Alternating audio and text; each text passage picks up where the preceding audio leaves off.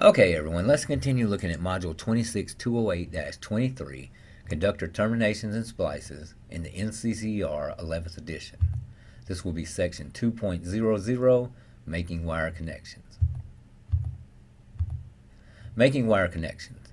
Wire connections are used to connect a wire or cable to electrically operated devices such as motors and pumps. Connectors for stranded wire are available in many sizes and can be installed with crimping tools having a single or double indenter. Mechanical compression connectors of various types are available for wires from number 8 AWG to 1000 kc mil. To fasten a connector to a wire, always use the proper connector tool and procedure. Installing compression connectors. To produce acceptable compression connections, a crimping tool is required. A simple handheld crimping tool can be used for repair operations and simple installations. Tools that add leverage through compound action and a ratcheting feature increase the manual force that can be applied. The MA of a crimping tool can be varied so it is low at the start and high at the finish of the stroke. A crimp die determines the completed crimp shape. Crimp dies are interchangeable and may contain multiple positions for different size terminals. The crimp die is determined by the type of terminal and the type and size of wires to be accommodated. Mechanical terminals and connectors. An oxide inhibiting joint compound must be applied to the conductor and the terminal pad before installing the mechanical connector. The connector bolt or screw must be tightened to the torque value specified by the connector manufacturer. Too much torque may damage the wires or break the connector. Too little torque can cause the terminal to overheat and fail. Specialized cable connectors.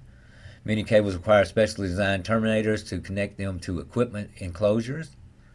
Specialized connectors usually come with the installation instructions. Specific connectors use is determined by the size and type of cable and the application. Aluminum connections. Special precautions must be taken when using aluminum to ensure reliable connections. Aluminum connectors are often designed with greater contact area to counteract potential issues. By plating aluminum with a neutral metal such as tin, electrolysis can be prevented and the joint is more likely to remain tight. Connectors marked with only the wire size should use copper conductors. Connectors marked with AL and the wire size should only be used with aluminum conductors, and connectors marked with AL/CU may be used with either conductor type. Control and signal cables. Electricians are responsible for installing the power cables and many of the signal cables for the instrumentation systems in industrial facilities. Control and signal cables must meet NEC requirements, local codes, and equipment manufacturer requirements. In general, control and signal cables must be listed and marked. Fire alarm, instrumentation, and control cables carry less current than power cables. Conductors come in a variety of types and may or may not use shielding. Shielding drain wires must be grounded.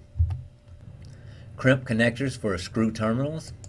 Low voltage control circuits typically use compression type crimp connectors.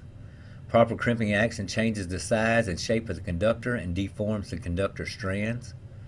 The ring tongue and locking fork styles are the most common because they ensure the terminals will not slip off the terminal screw as it is tightened. Conductor and cable and conductor termination begins with organizing by destination. The proper connector must be installed on each as needed, and then cables and conductors must be formed, supported, and dressed to length. Finally, cables and conductors must be properly labeled and terminated.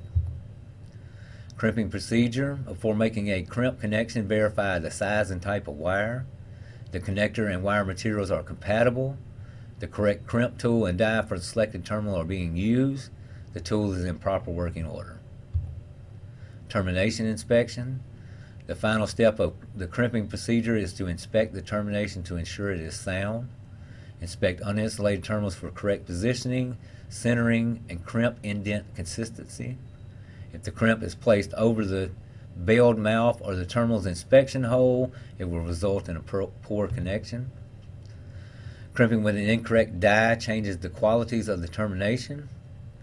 Insulated terminals should be inspected in the same manner as uninsulated terminals, and any damage to the installation is unacceptable. Terminal block connections. Terminal block types vary according to manufacturer preference and application suitability. When working with cable, strip the jacket as close as possible to its first conductor termination. When installing multiple cables, tie them neatly to a support without blocking access to lower terminal blocks or interfering with other wires. Avoid sharp edges as you route cables and conductors. When possible, position shielded and coaxial cables on the outer perimeter of a cable bundle. Assemble cable bundles so that each cable can peel neatly away from the group without crossing other cables. And here are some trade terms we should read over and become familiar with for this module. And some review questions for this module. It says the MA tools generally have a ratcheting feature and increase leverage using hydraulic power, battery power, compound action, or heavy springs. I'm going to say compound action. Aluminum connectors are designed with greater contact area to counteract thermal expansion, electrolysis, aluminum oxide filming, or galvanic corrosion. I'm going to say thermal expansion. The common color code for a 10 AWG crimp barrel is black, yellow, red, or blue. I'm going to go with yellow. Alright everyone, that's it for that section. The next section will be 3.00, re-insulating electrical connectors, and I will see you over there.